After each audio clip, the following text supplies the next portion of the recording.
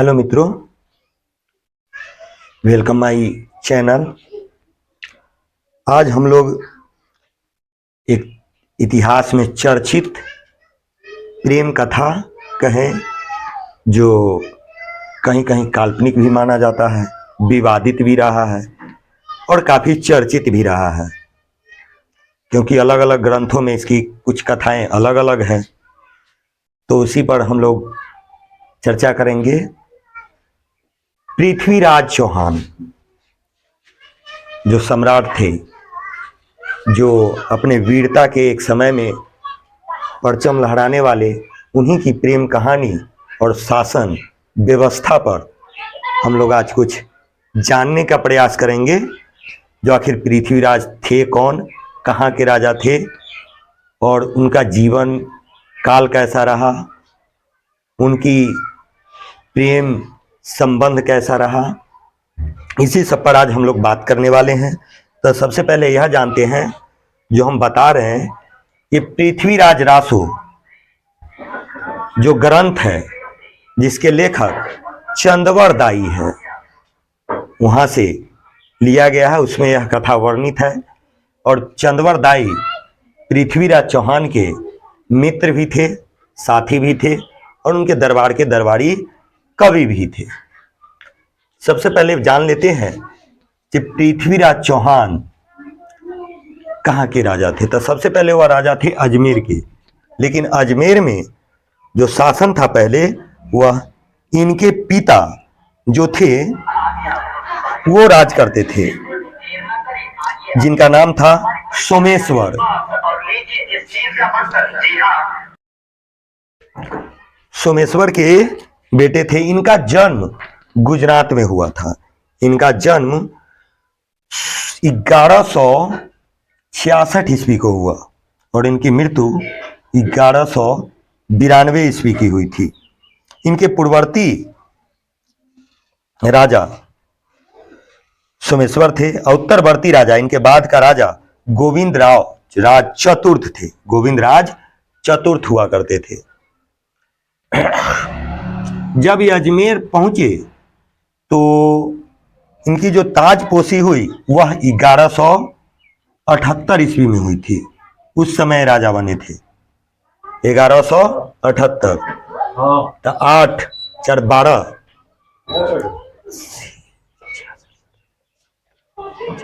उस समय 12 वर्ष इनकी उम्र रही जिस समय इनकी ताजपोशी हुई।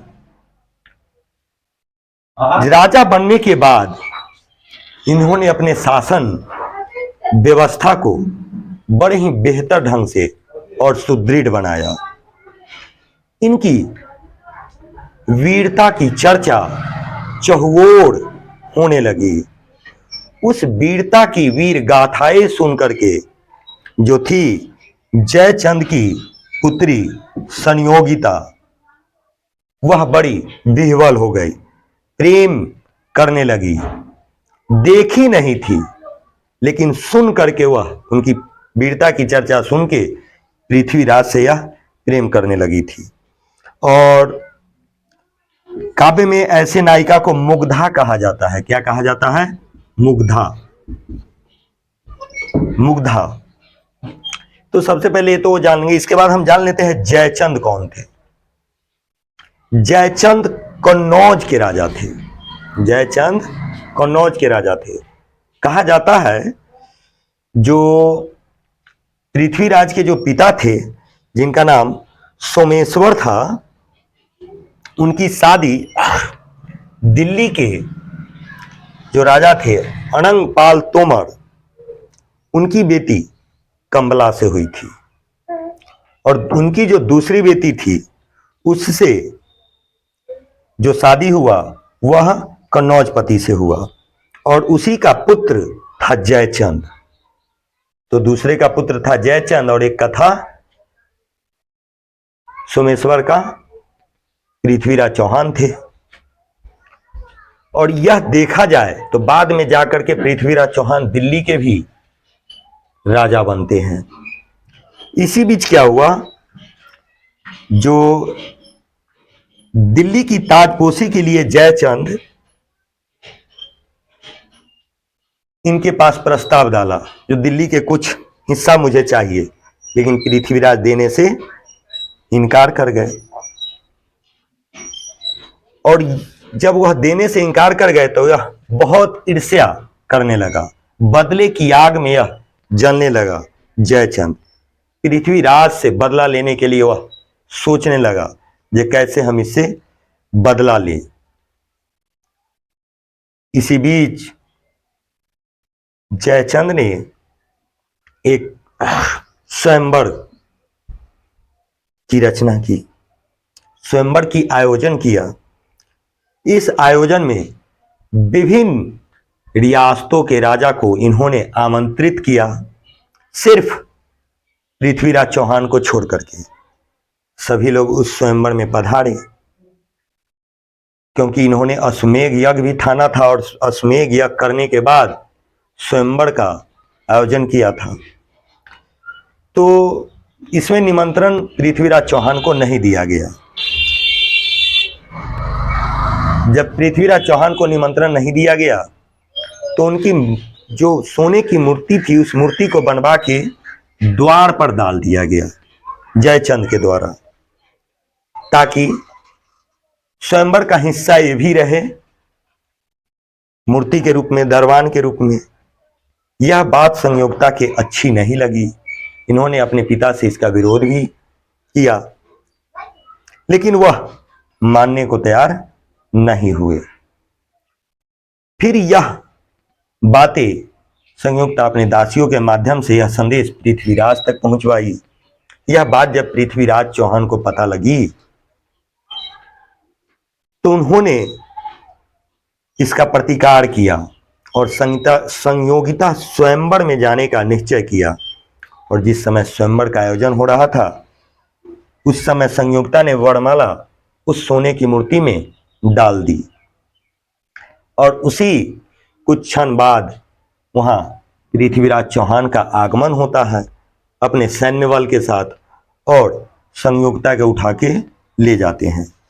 कहा जाता है कि ये चौहान की यह 13वीं पत्नी थी पृथ्वीराज चौहान के, जिससे वह बहुत प्रेम भी करते थे संयोगिता से।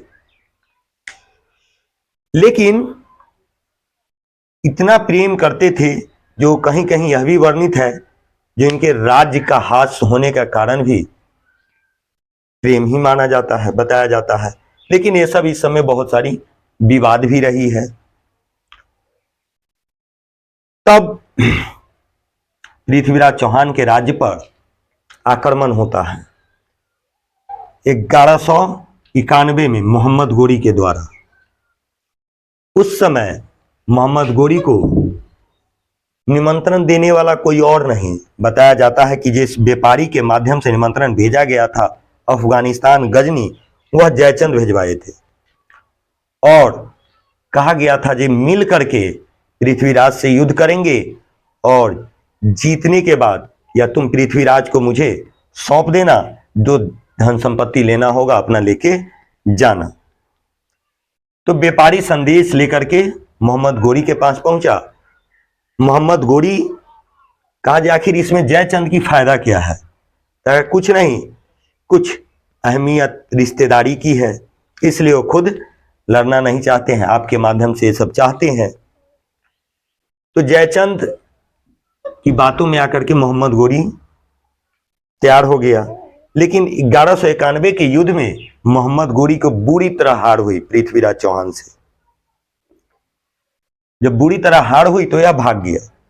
फिर दोबारा 1192 में यह जयचंद से मिलकर के पृथ्वीराज चौहान पर आक्रमण करता है।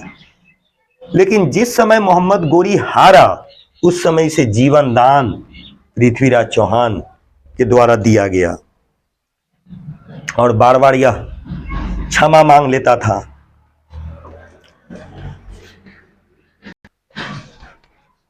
इस पर पृथ्वीराज इसे जीवन दान दे दिया करते थे। अंततः इसे 1192 में विजय मिली। और जब विजय मिली तो इसने पृथ्वीराज चौहान को कैद करके गजनी ले गया। वहां ले जाने के बाद बहुत अत्याचार, क्रूरतापूर्ण दुर्व्यवहार इनके साथ इसने किया। दोनों आंखें निकाल ली और आंखें निकाल के फिर उसके साथ ये सब कर दुर्व्यवहार होता गया। इसी बीच चंदवर दाई पहुंचते हैं और इस पर बात करके कहते कि जब मेरे महाराज को, गोरी को कहते हैं, मेरे महाराज को शब्द वेदी वान चलाने आता है, जो आवाज सुन करके वह आवाज को भाप करके वान को चला सकते हैं। यह बात सुन करके मोहम्मद गोरी चकित हो गया। कहा ऐसी विद्या तो आज तक मैंने सीखी नहीं, जानी भी नहीं, देखी भी नहीं। यह भला कैसे हो सकता है? जो व्यक्ति अंधा है वह कैसे आवाज सुन के मार सकता है?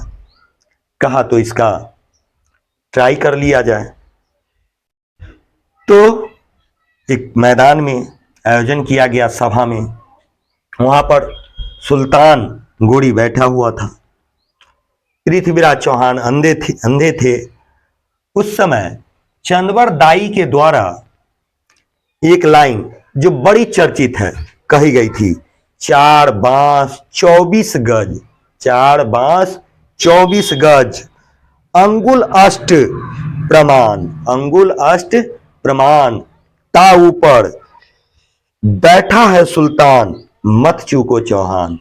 4 बांस 24 गज, अंगुल अष्ट प्रमाण, ता ऊपर बैठा है सुल्तान, मत चूको चौहान। और यही पंक्ति सुन करके कहा जाता है जो पृथ्वीराज चौहान ने बाण मारी और सुल्तान को लगी और सुल्तान ढेर हो गया। यह वर्णित है चंदवर दाई पुस्तक में। इसका मतलब तात्पर्य हुआ जो 4 बांस की दूरी, 24 गज की दूरी पर सुल्तान बैठा हुआ है, 8 अंगुल की ऊंचाई पर है और तुम्हारे पास एक ही मौका है, इसलिए तुम चूकना नहीं और ऐसे मारो यह मर जाए। यही हुआ और कहा जाता है कि जो उसमें सुल्तान की मृत्यु हो गई। इसके बाद ये दोनों अपने जीवन लीला, दोनों मित्र समाप्त कर लिए। लेकिन आचार्य रामचंद्र शुक्ल द्वारा इस बात को उतनी प्रामाणिकता नहीं दी जाती है। कहती नहीं, कुछ इसमें तथ्य जो है वह सटीक नहीं है, यह भ्रामक है। लेकिन इतिहास के पन्नों में यह प्रेम कथा चर्चित भी काफी है और विवादित भी काफी है। लेकिन जितना विवाद है उससे कहीं ज्यादा इसकी चर्चा है और अंततः उनकी लीला समाप्त होती है। संयोगिता भी कहा जाता है, जो अग्निकुंड में अपने जीवन को आहुति दे देती है, जौहर कर लेती है और वह अपने जीवन को समाप्त कर लेती है। आज पृथ्वीराज चौहान की यह 13वीं पत्नी थी, जो जिससे पृथ्वीराज चौहान अत्यधिक प्रेम करते हैं और दुनिया की या पहले की यह रीति रही है, जितने सारे युद्ध हुए हैं इस सब के पीछे जो होती है धन लोलुप्सा, सत्ता लोलुप्सा, नारी इच्छा, ये सब के केंद्र में ही युद्ध का प्रारंभ होता है और अंततः इतिहास के पन्नों में यह कहानी आज भी वर्णित है, जो हम सभी को जानना चाहिए। धन्यवाद मित्रों। कैसी लगी यह कहानी?